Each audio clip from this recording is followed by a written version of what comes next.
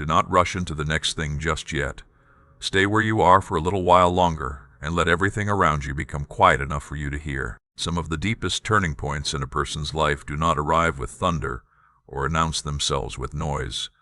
Sometimes they begin with one small choice to stop, become still, and listen. You are already reaching toward whatever came next when my voice reached you instead, and that is not an accident, because neither are you. I am the one who made you, and I am speaking to you now. I am not speaking from some distant place where you have to strain to reach me. I am close enough to speak above the noise you have been carrying inside yourself. There is something I want to tell you plainly, and I want you to hear it before another hour slips away. What you have been asking me for is no longer something waiting somewhere far ahead of you. It has been released, and it is near. I know what that sounds like to a heart that has been waiting for a long time. You have heard promises before, and some came from people who genuinely meant well but simply could not give you what they said they would. Others came from your own hope, dressed in whatever words were necessary to help you keep going for another month, another week, another day. But this is different. This is my word, and my word does not have to wait for your circumstances to agree with it before it begins to work. Think about the way a shepherd moves. He does not wait until the flock is already in danger before he begins looking ahead. He knows the path before the sheep reach it, knows where the water is clear and still, before they become thirsty, and sees the opening in the wall before they ever reach it. He steps into the gap because he has already gone before them. And that is how I have gone before you. The road you will walk in this coming month is a road I have already seen, and the turn that has been troubling you is a place I have already stood. I know the prayers who have whispered in rooms where no one else heard a sound. I know the late nights with the lights off, when the words came out broken, unfinished, and nothing like the prayer you thought you were supposed to pray. I heard those words, but I also heard everything beneath them, the part you could not explain, the fear you could not name, the longing you did not know how to put into a sentence. Nothing you brought to me disappeared simply because you could not find the right words for it. There is something about you that I understand very well. You have become careful around good news because disappointment taught you to protect your heart before you allow yourself to believe. When something good begins moving toward you, you examine it once, then again, and then one more time, because some part of you is already preparing for it to disappear. You have learned to stand back with your arms folded, watching hope from a safe distance, and I am not angry with you for that caution. That caution was built through real years and real experiences. You did not become guarded for no reason, and I know what taught you to expect less so the loss would hurt less. But that history will not decide what happens here. Today I am the one asking you to be still, and I will not let you walk past what I have placed in front of you, simply because disappointment taught you to doubt good things. There are things you have called closed doors that were actually my hand turning you in another direction. There were rooms you wanted to enter, and I would not open them.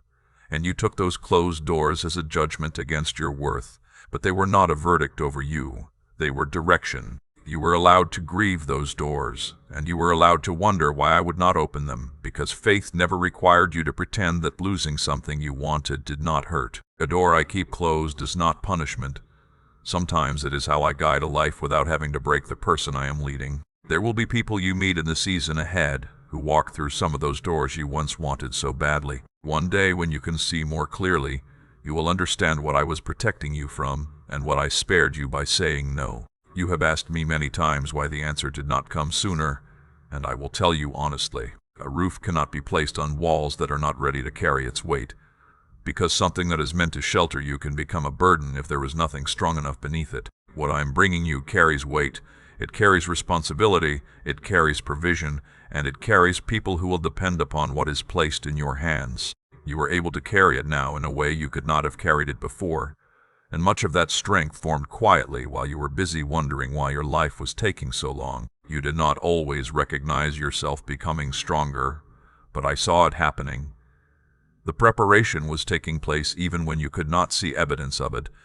Do not expect this to arrive with trumpets. Most of the time my work does not announce itself. That way it may come as a simple word from someone who has no idea what you have been carrying, a name returning to you at exactly the right hour, or a door opening before you've even finished deciding whether you should knock. It may even look like a quietness settling inside your chest where there used to be constant turmoil. And you may be tempted to dismiss these things because they seem too ordinary. But these are not ordinary things pretending to be signs. This is often what my work looks like. Your part is smaller than your fear has made it seem, and steadier than you realize. You do not have to run after what I am already carrying toward you, and you do not have to gather evidence to prove that you deserve it. Stay awake to me. Stay honest with me, even when the honest prayer is difficult to say. Move when I tell you to move, and rest when I tell you to rest. That is enough. You have spent years striving, pushing, calculating, and lying awake trying to solve things that were never yours to carry, and you can begin setting some of that weight down now. There is something else you need to understand, and it matters just as much as what I have already told you. While I have been dealing with what surrounds you, something inside you has also been undergoing repair. I am not only concerned with changing your circumstances, I am touching the habit you developed of putting yourself last, the voice that tells you to want less, so disappointment will have less room to hurt you, and the way you sometimes make your prayers smaller, because you are afraid of asking too much. I am undoing that quietly, from the inside. You will notice it first in the way you speak to yourself when nobody else is listening. I did not bring you this far just to leave you standing at the threshold, and I do not begin something I have no intention of finishing. You are still here, still breathing, still willing to listen after everything that tried to make you close your ears, and that alone tells you that something has been holding you. It was me. It is me. What I began in you is not approaching its end. It is approaching its opening.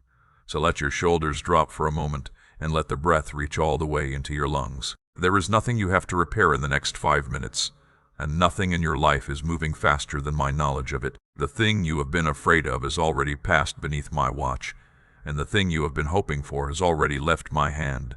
Stay with me. I have more to say, and you do not need to carry the weight of all of it at once. Hear this before we continue, because I want you to understand who I am speaking to right now. I am not speaking to a crowd in some distant room. I am speaking to one person in one room, carrying one particular weight in their heart. If you are wondering whether these words could really be meant for you, even that question tells me something about where you are, because the person who wonders whether the message belongs to someone else is often the person who needs to hear it most. Say amen out loud right now if you believe I am speaking to you. Let me tell you about a young man named Joseph, because there are parts of his years that will help you understand some of your own. He was 17 when I gave him a dream of standing tall, yet within a season he found himself at the bottom of a dry pit, while his own brothers sat above him deciding what they would do with him. They sold him to strangers for the price of a slave, and he entered a foreign land belonging to another man with no family beside him, no familiar language to lean on, and no clear road home. He served faithfully in that house, and it cost him dearly. Then someone with greater standing accused him of something he had never done, and there was no one with enough power to speak on his behalf. So Joseph went into prison. Even there he helped a servant of the king, and asked only that he be remembered when that man was free. But the man walked out of the prison and forgot him. 2 more years passed in the darkness before anyone spoke Joseph's name in the palace. And I want you to notice what I am not telling you about those years. I am not asking you to call the prison pleasant or fair or something you should have been grateful for, simply because something good eventually came from it. It was not fair, and Joseph wept there, but the forgetting did not last. The lie did not have the final word, and the pit did not become the place where his story ended. When the appointed day came, Joseph walked out of that prison and stood before the throne of the land before the sun went down. Years of waiting were overturned in a single afternoon. Do you understand what that means for you? I do not need a long runway to change a life. I only need the right hour to arrive. And everything that needs to be true for your turn is already true, except the timing. And the timing is mine, and it is closer than you think. Do not measure my movement by how slowly the last 10 years seem to pass, because what feels slow to you does not mean I have been standing still. I move the way a season changes in the sky, almost imperceptibly at first. Then suddenly you look up and realize everything has shifted. There was another man named Daniel, and his story will help you understand what you have been calling silence. Daniel prayed with his whole heart laid open before me, and then he heard nothing. He waited for 3 full weeks, ate simply, remained on his knees, and from where he stood, heaven seemed completely closed. When the answer finally came, he learned something that changed the way he understood every silent season that followed. His words had been heard from the very first day. The answer had already begun its journey when he first asked, even though he could not see what was happening along the way. What he had called delay was a movement taking place beyond what his eyes could reach, passing through resistance he did not even know was there. So listen carefully to this, because I want you to hold on to it. There is a difference between silence and absence. You have been treating those two things as though they meant the same thing, but they do not. My quiet has never meant that I left you. When you heard nothing, I was not sitting somewhere deciding whether you were worth helping.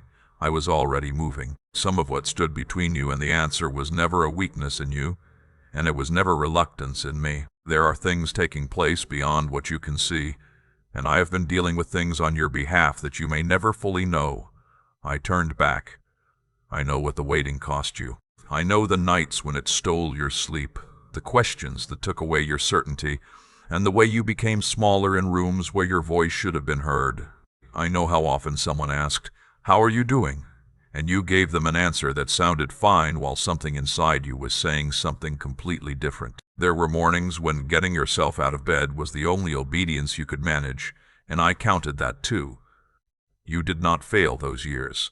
You lived through them. There were seasons when surviving the day was the assignment, and I knew exactly what it took for you to make it through. Now let me show you what I was doing during the years you thought were empty. I was moving people and circumstances in ways you could not see. There is someone you have not met who will matter deeply in your life, and I have been preparing that person for a meeting you cannot arrange for yourself. There have been rooms where your name was spoken while you were somewhere else entirely, exhausted, unaware, and wondering whether anything was happening at all. There are also things I quietly removed from your road, things you once wanted that would have drained you, and doors that looked beautiful from a distance, but would have opened onto a fall you could not yet see. You grieved some of those closed doors, and I know that grief was real. One day, you will understand them differently, and you will thank me for some of them by name. But do not miss what was happening inside you while I was arranging what surrounded you. I was rebuilding you from the inside at the same time. The person you were 10 years ago could not have carried what I am placing into your hands now. That does not mean you were unworthy then. It means your shoulders had not yet been strengthened for that weight. You have become steadier without always realizing it, and now you can hear something difficult without completely falling apart. You can receive praise without letting it carry you away. Keep something entrusted to you, wait through a delay, and forgive a debt that was never repaid. Those are not insignificant things. They are the quiet forms of maturity that matter when a person is being trusted with more. So stop reading your past as though it were a judgment against you.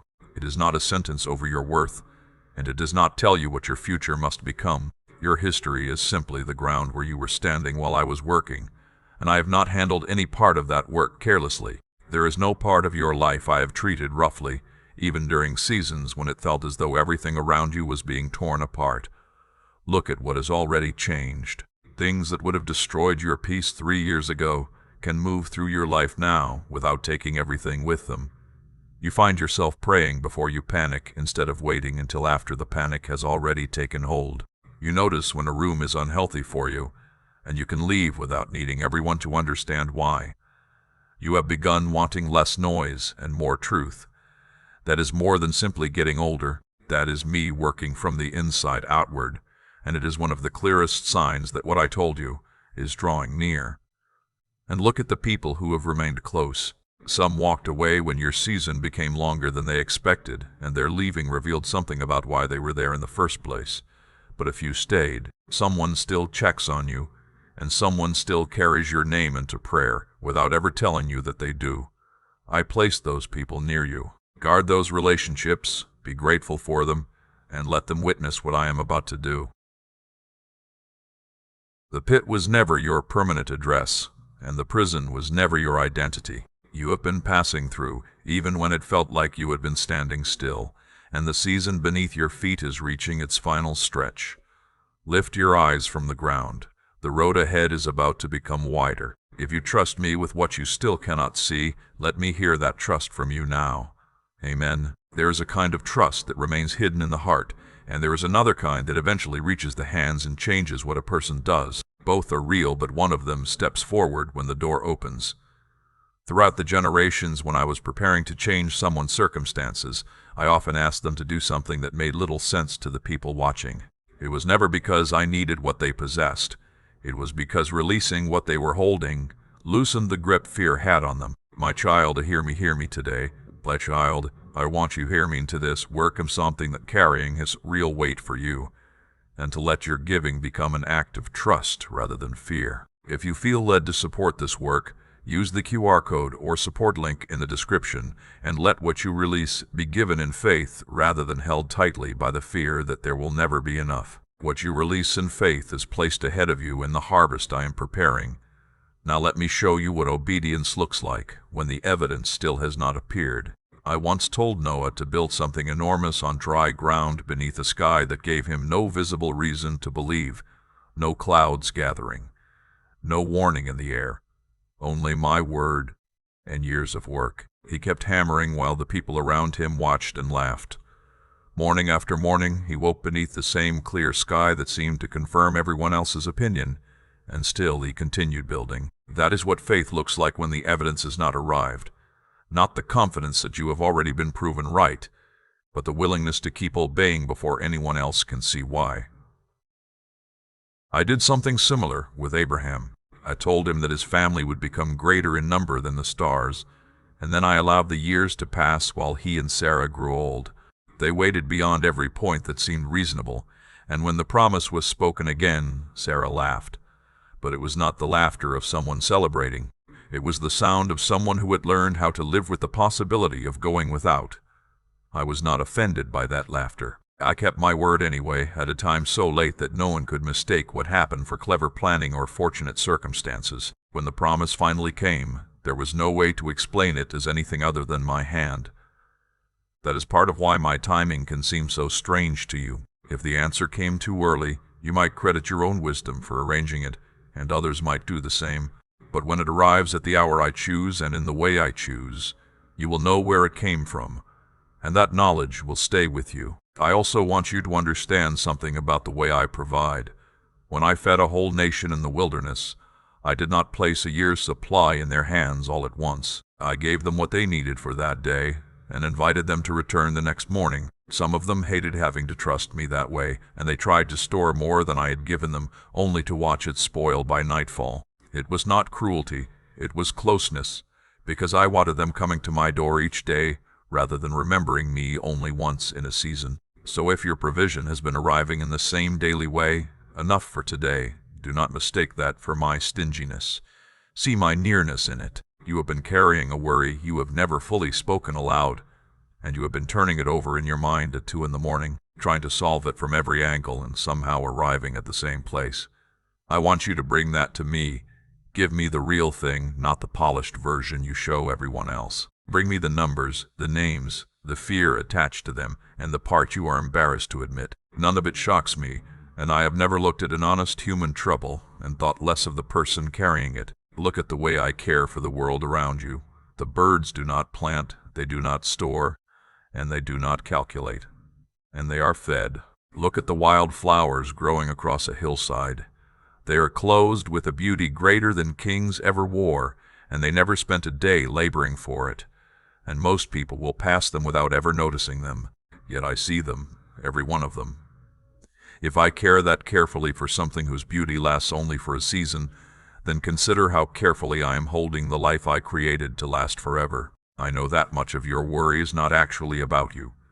Some of it belongs to the people you love, the ones you carry quietly before me, without telling them that you are praying for them. You have stayed awake thinking about them, wondering whether you have failed them, whether you gave them enough, whether there was something more you should have done. Bring them to me by name, because I love them too, and I have loved them longer than you have, and I am working in places within their lives that you have not been given permission to see. Your prayers for them have not simply disappeared into the air.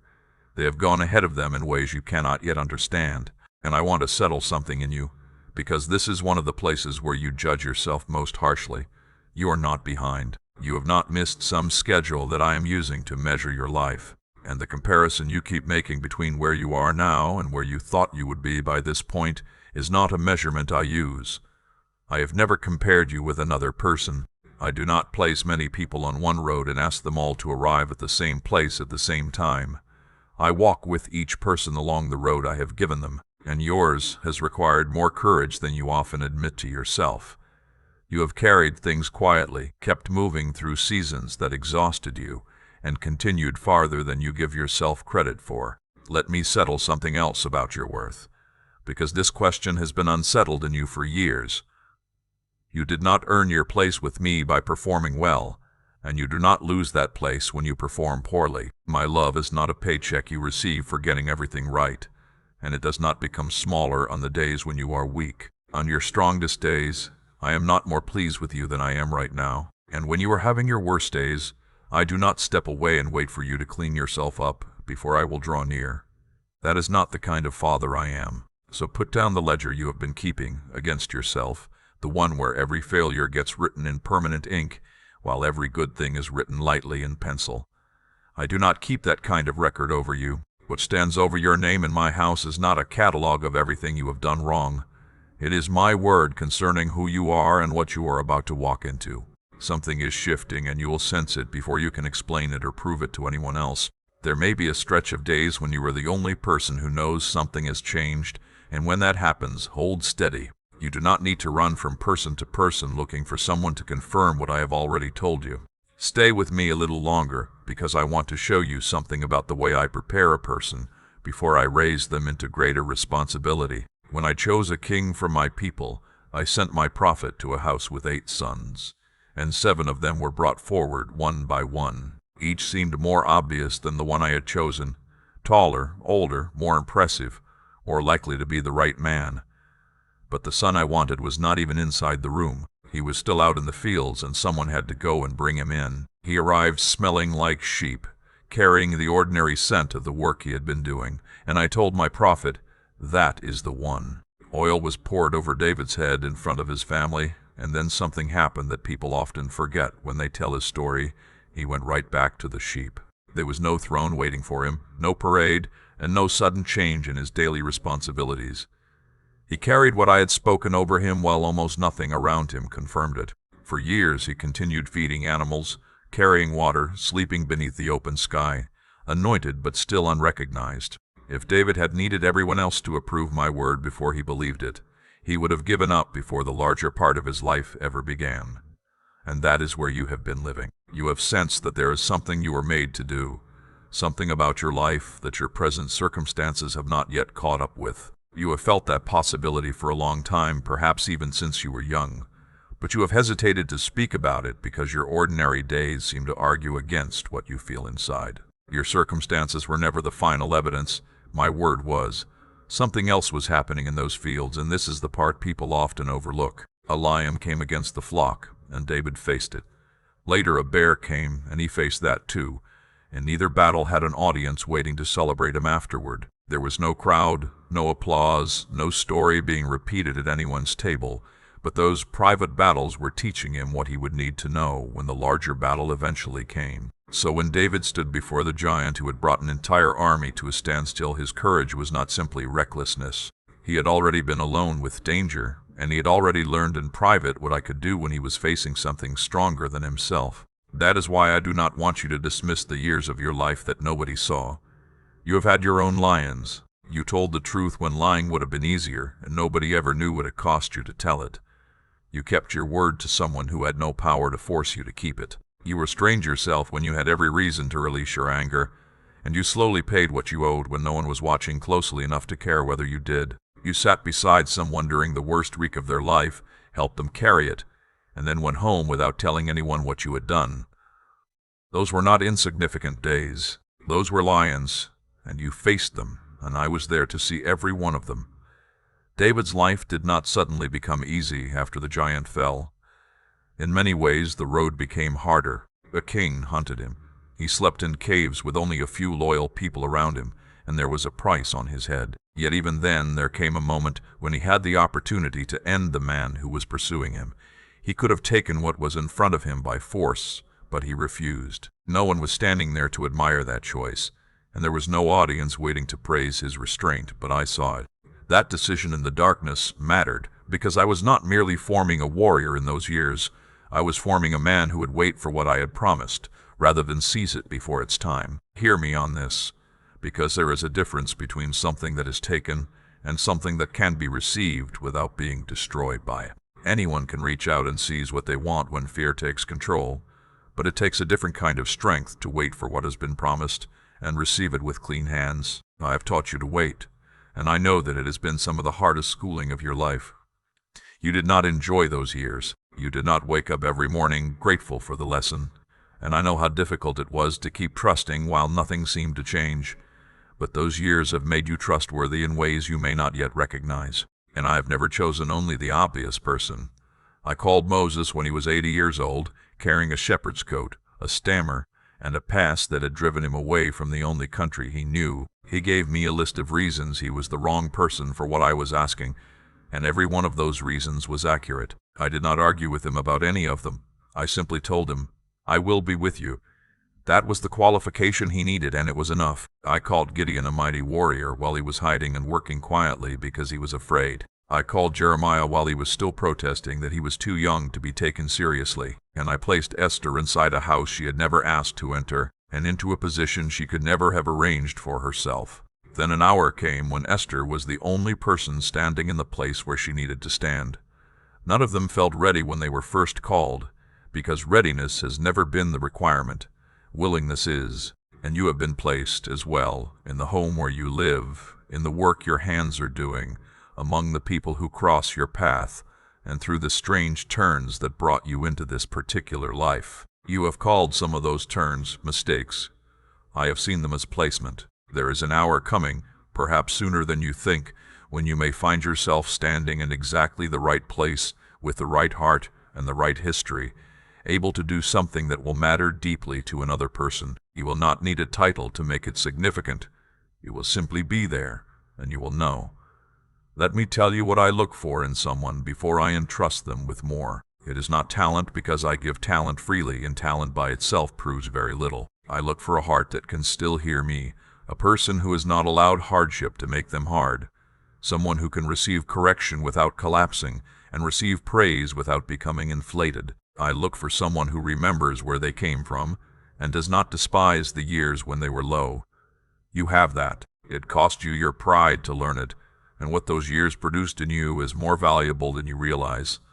So when the change comes, remain the person you have become in the quiet. Keep the prayers you prayed when no one knew you were praying, and keep the honest ones that came from the places in you that had nothing polished to offer. Keep close the friends who knew you before anything changed, and do not fill your life so completely that there is no longer any quiet where you can hear my voice.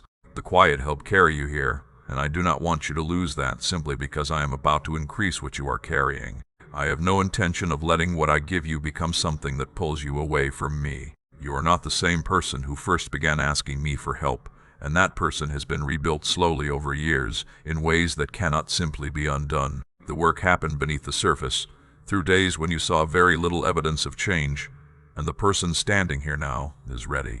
There was a night on a lake when my son was asleep in the back of a fishing boat. A violent storm came down, the kind of storm that even experienced fishermen know to fear, and the water began pouring into the boat faster than they could throw it back out. These men knew that water, they knew boats, and they knew when a situation had moved beyond what their own experience could handle.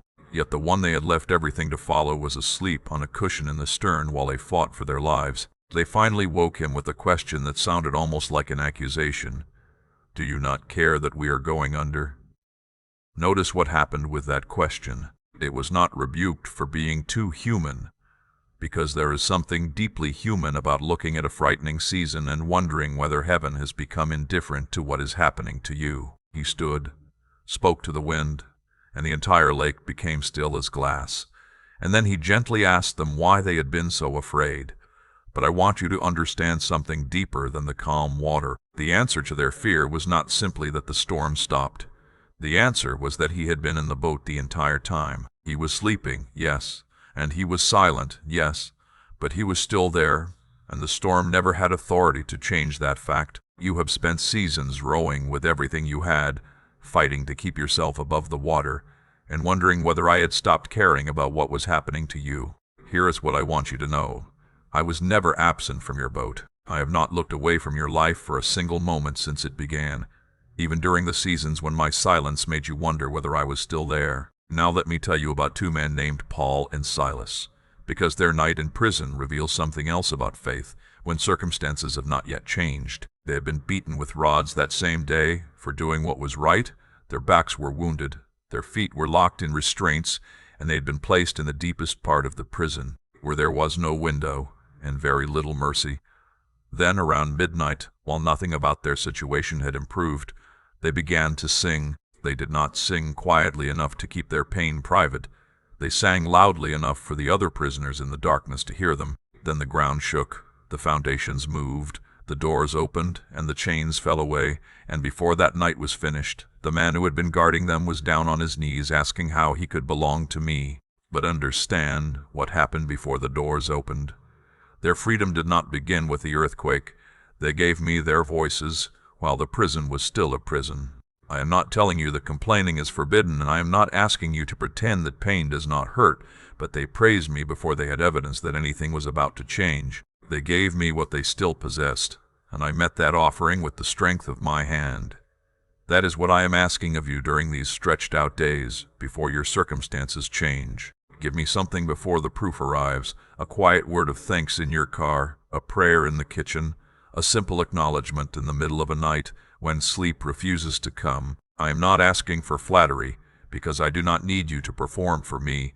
There is something different about the voice that can thank me while the walls are still standing. That voice has begun to loosen its grip on fear.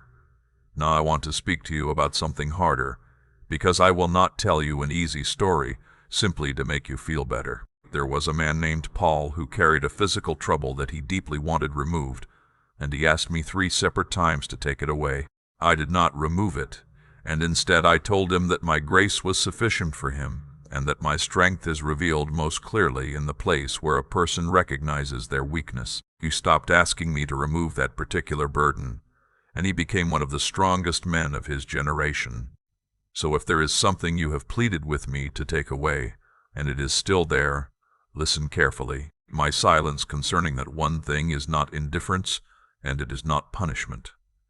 There are things I remove from a person, and there are things I carry with them while they learn how deeply they can depend on me. You have already discovered something inside that difficult place that comfort could not have taught you in the same way. You have discovered that you can be weak and still be held, and there are people who will one day need to hear that from you, because they will understand it differently when it comes from someone who has lived it.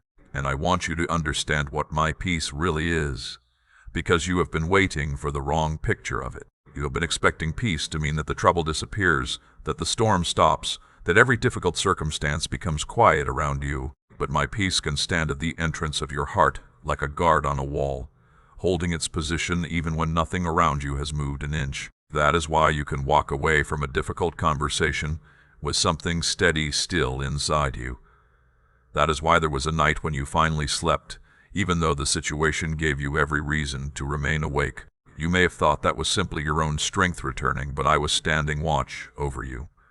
So do not measure my faithfulness by the way you happen to feel on one particular morning. Your feelings change with the weather, with exhaustion, with disappointment, and with how much sleep you received the night before, but my character does not shift with them. What I told you when your faith was strong remains true on the day when you can barely gather enough strength to pray, and I have not changed my mind about you during any of the weeks when you felt low. There is also protection over your life that you cannot see and cannot calculate. Not every danger that moved toward you was allowed to reach you. Some came close to the edge of your life and were turned away, and you simply continued with your day without ever knowing what had passed near you. I do not usually show a person every disaster they were spared, because I would rather teach you to trust me than have you spend your life trying to count everything I prevented. But I am telling you this now, so you can understand that the covering over your life has been real, and it has been active for years. Some of what I have been doing has looked like loss from where you were standing. Certain people are no longer as close as they once were. Doors you expected to remain open suddenly became quiet, and things you once enjoyed no longer hold you in the same way. That is not necessarily decline. I am clearing ground. You cannot build what I am building while every piece of the old season is still scattered across the place where the new work must stand. When I remove something, I remove it, because it will not survive where you are going, and I would rather you lose it now than carry it forward until it breaks you later. Your strength has not disappeared. It has changed where it rests. There was a time when much of your strength came from managing everything yourself, predicting what might happen, controlling what you could, and trying to hold every piece of your life together with your own hands. Now I am teaching you to let that strength rest in me, where it has a better place to remain, because I do not grow tired, I do not run out, and I never have to guess what comes next. Declare your amen, now if you know I have been with you all along. You have asked me for a map, and I keep placing a lamp in your hand instead. I know that frustrates you, because a map would show you the entire road, every turn, every bridge, every place where the path becomes difficult, and finally where the road ends. A lamp does something much smaller. It gives you enough light to see the ground immediately in front of your feet, and then it asks you to keep moving without knowing every mile that comes after it. But there is something you have missed about that lamp. It requires you to keep walking beside the one who carries it, and that is exactly what I want from you. I am not asking for your independence from me. I want your company. I want you to walk with me rather than demanding that I show you the entire road before you take another step. So this is how the road will unfold. You will receive enough light for the next step, and when you take that step, you will be given enough light for the one that follows. You have called that unfair more than once, because you wanted to know the whole path before you trusted the next part of it. But this is not a new way of walking with me. This is how you and I have traveled this long road together, and that is why you know me now in a way that someone who has never had to wait may not. The long road has taught you things that comfort alone could never have taught you, and now I want to teach you how to recognize my voice among all the others. You will need to know the difference in the season ahead, because not every voice speaking loudly inside you deserves your attention. My voice settles you. Even when I tell you something difficult, there is something underneath my words that gives you somewhere steady to stand. Fear does the opposite. It rushes you, presses you for an answer right now, and tells you that you must decide before you have prayed, before you have rested, before you have allowed yourself to think clearly. Anything that constantly demands that you move in panic is rarely from me. I have never needed to rush you into obedience. I will not lead you into something that contradicts what I have already spoken, and you can test what you hear against that. You do not have to be frightened into following me. Learn the difference, and you will be far less easily pulled away by voices that only know how to create urgency. Now think about a widow named Ruth. She had lost almost everything that once gave her a sense of security, and she was living in a land that was not her own, bending down at the edges of another person's harvest to gather what had been left behind. That was the work available to the poorest, and there was nothing impressive about her day from the outside. She was simply in the heat, doing what needed to be done. Yet the field where she happened to be working belonged to the one man who could become part of restoring her family's future. Ruth did not arrange that meeting, calculate her way into that field, or understand what was happening while she worked. She simply kept going, and I was the one doing the placing. Remember that when you begin wondering whether your ordinary days matter, you have asked yourself whether the small, faithful things you do will ever amount to anything. You wonder whether the work of your hands matters when nobody thanks you, whether caring for people who rarely acknowledge it counts, whether maintaining a standard when taking the easier path would cost you less is worth the effort. It is. You are gathering at the edge of a field right now, and you may have no idea whose field it is. There was also a fisherman named Peter who worked through an entire night and brought nothing back. His nets were empty, his arms were tired, and every hour he had spent on the water seemed to have produced nothing. Then he was told to go back out and lower those nets again into deep water, at a time and in a place that did not make sense according to what his experience had taught him. Everything Peter knew told him the attempt was pointless. He did it anyway, and what came up was so great that the nets nearly broke and the boats were almost overwhelmed by the catch. I may ask you for something similar. One more attempt at something you already tried and failed. One more conversation you have decided is finished. One more day of showing up somewhere that has produced nothing you can see. Do not decide the outcome simply because you remember the history. You know what happened before, but you do not know what can happen when I tell you to try again. Sometimes the attempt that comes after you've already decided there is no reasonable reason to try again is the one I am asking of you. and your faith does not have to feel enormous. My son said that faith as small as a mustard seed could move a mountain, and he meant what he said. A small amount placed into a great hand carries more weight than a great amount held by someone with little strength to trust. So if all you have today is a thin thread of belief that somehow survived years of disappointment, bring me that. I am not looking for a performance from you, and I am not asking you to pretend you feel stronger than you do. I am looking for the hand you are willing to extend, even if it trembles when you reach it toward me. Keep planting. What has been placed in the ground does not become late simply because you cannot see anything above the soil yet. Every kind word you offered, every truth you spoke when telling it, cost you something. Every quiet act of mercy that no one recorded has been placed somewhere deeper than you realize. The person who continues will reap in the proper season. I have not abandoned that arrangement. Now I want you to do something practical, and I mean for you to actually do it. When my people crossed the river I had opened before them, I told them to take 12 stones from the riverbed and stack them on the other side. Those stones were not for me because I needed to remember what I had done. They were for them, so that there would come another day when the water was high, their courage was low, and they needed something they could point to and say, "That is where God did it." You have stones too. Go back and count them. Remember the provision that came from a direction you never expected.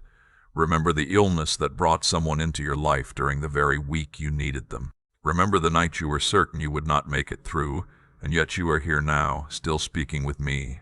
Remember the door that closed and later revealed itself as protection. Say those things out loud. Write them down somewhere you will be able to find them again when fear begins speaking loudly. Your history with me is one of the strongest answers you have to your present fear, and you have simply forgotten to use it. There was a prophet named Habakkuk who looked at his country and could not understand what I was doing. He spoke honestly with me about what he saw, and I did not silence him for asking hard questions. By the end, he had settled something deep within himself. Even if the fields produced nothing, even if the vines carried no fruit, even if the animals disappeared from the stalls, he would still choose to rejoice in me. Notice when he made that decision, he did not wait until the harvest appeared. The fields were still empty when he settled the question of my goodness in his own heart, and because he settled it before the circumstances changed, no season could easily take his footing from him. I want you to hear me today, not to serve you in the same way. Decide today, before the confirmation arrives, that I am good and that I am for you. There is a difference between trusting me because the news has turned out well and settling your trust before you know what the news will be. The second kind of trust has roots that go deeper than circumstances. That is what I have been building in you through every stretched-out year. Your roots went down in the dark, beneath seasons when you could see very little happening, and that is why the wind will not simply carry you away. What has been growing underneath the surface is now approaching the moment when you will finally see it above the ground. Now I am going to tell you what I brought you here to hear, and I am going to say it plainly. It has arrived. Not almost, not someday, not merely as something still waiting far ahead. It has arrived, and it is standing at the edge of your ordinary life, waiting for you to recognize it. The season you have been asking me to end has ended. What comes next will be different from what you have been living, and you will not have to force every part of it into existence with your own hands. It may arrive quietly, and I want you to know that beforehand because you have imagined this moment with more drama than it may actually contain. Some of my greatest work comes without the noise you expected. It may be a Tuesday. It may be a brief conversation, a familiar name returning to your thoughts, a yes where you have become accustomed to hearing no, or an amount arriving from a direction you never considered. You may not even recognize the beginning of the answer until a week later, when you look back and realize exactly where it started. So when it comes, do not make yourself smaller. That is the one thing I want to warn you about. You have carried lack for so long that shrinking became a way of protecting yourself.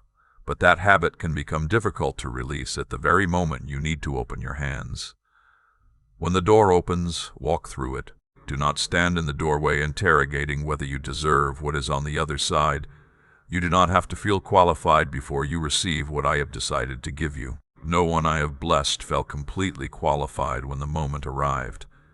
They simply said yes before fear had enough time to convince them to step back. There will be a voice that tells you this will not last, and you need to recognize that voice when it comes. That voice was formed out of your disappointments, and it is not prophecy. What I give does not disappear simply because your circumstances shake, and it does not depend upon the approval of other people. What I have placed in your hands does not become less true because someone else does not understand it, and no one who dislikes your name can take back what I have established for you. What I establish, I keep, and you do not need to spend the rest of your life defending it to people who were never there for the years that shaped you. You will be tempted to explain yourself to people who never carried what you carried, but you do not have to make them understand a story they did not live. Some people will be genuinely happy for you, and those are the people you can receive with gratitude. Others will need to explain your change away by calling it luck, timing, circumstance, or something you received that they did not, and no explanation you give will satisfy a person who has already decided what they want to believe. Let that go. Your business is with me. Now listen to what I have promised concerning your strength. Those who wait for me receive strength from me in exchange for the strength they have been trying to manufacture on their own. It is not simply a matter of being stretched a little farther. Something deeper happens, like a great bird catching the wind and rising without having to fight every inch of the sky with its own wings. They run and do not become exhausted. They walk and do not collapse. And this promise belongs especially to the people who have reached the point of wondering whether they have anything left. You have thought that about yourself more than once over these past few years. Now pay attention to what happens as your strength begins to return in a different form. You are going to discover that you can carry more without breaking because you are no longer trying to carry everything alone. Each morning is new, and my mercy does not arrive carrying yesterday's account book. Whatever you got wrong last week is not sitting somewhere waiting to be placed back on your shoulders, and what you spent simply trying to survive last month has not exhausted what I can give you today. When tomorrow arrives, the grace for tomorrow will be there. It will meet you when you need it, and you do not have to spend today trying to live on strength that belongs to a day that has not arrived. This is why I ask you not to borrow trouble from tomorrow, because you cannot spend grace before the moment for which I give it. And there is something else coming that matters even more than what you receive. What I place into your hands will not end with you. There are people who will eat because there is food at your table, people who will find steadiness because you learned how to remain steady, and people who will hear about me through your life and believe what you say because they can see that you are not pretending. Someone has been asking for help this year. Someone has been praying for an answer, and the answer to that prayer may reach them through you. The people you love are part of this too.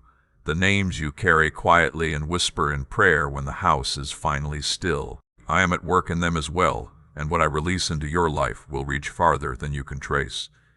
You may never live long enough to see every place your faithfulness reaches.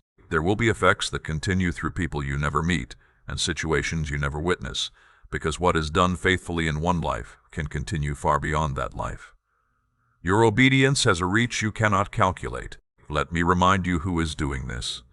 It is not your strategy, even though I have seen the effort you have made, and it is not your discipline, even though I have valued your faithfulness. It is me. I have never begun a work in someone only to walk away from it unfinished, because what I begin, I finish. I'm not saying that simply to make you feel encouraged for a moment. I am telling you something about my character. Your outcome does not depend entirely upon how tightly you can hold everything together, because you were never meant to carry the responsibility for finishing what I have begun. So hear my word over your life as these hours turn. Peace over your home, rest over your sleep, and enough for your table. My hand over your going out and your coming in, wisdom in your mouth when the right words are needed, and favor in rooms you have not entered yet.